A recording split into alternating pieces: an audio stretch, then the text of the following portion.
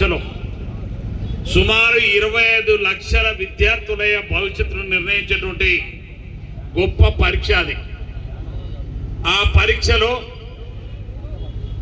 ఏదైతే భారతీయ జనతా పార్టీకి అనుబంధంగా ఉండే కొన్ని సంస్థలకు ప్రింటింగ్కి ఇచ్చి ఈ పేపర్ లీకేజీ కారణమైనటువంటి కేంద్ర మంత్రి ధర్మేంద్ర ప్రసాద్ని, ప్రధాన మంత్రిని నరేంద్ర మోడీని, అమిత్ షాని సిగ్గు శరం ఏమైనా ఉన్నాయి రాజీనామా చేయాలని ఈ దేశంలో ఉన్నటువంటి విద్యార్థి లోకం అంతా కూడా, నేను నా రాజకీయ చేతుల్లో నేను చదువుకున్న కాడి నుంచి పుట్టిన కాడి నుంచి ఇప్పుడు చూస్తున్నాక నాకు తెలియవచ్చిన దగ్గర నుంచి జంతర్ మంతర్ దగ్గర స్వచ్ఛందంగా ఎవరు ఛార్జీలు ఇవ్వలే, బస్సు కిరాయిలు ఇవ్వలే, తల్లిదండ్రులు ఇవ్వలే, ఎవరు ఇవ్వలే, ఎట్లా పోవాలనుకున్న అట్లా పోయినారు.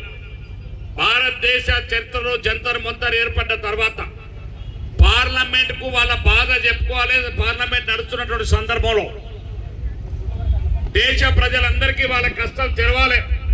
ఈ దేశంలో అత్యున్నతమైనటువంటి పార్లమెంట్ జరుగుతున్నప్పుడు మా సమస్యకు పరిష్కారం దొరుకుతుందేమనే ఆశతోటి శాంతియుతంగా ధర్నా చేయడానికి జంతర్ మంతర్ దగ్గర వేలాది మంది విద్యార్థులు, దేశంలో ఉన్నటువంటి విద్యార్థులు స్వచ్ఛందంగా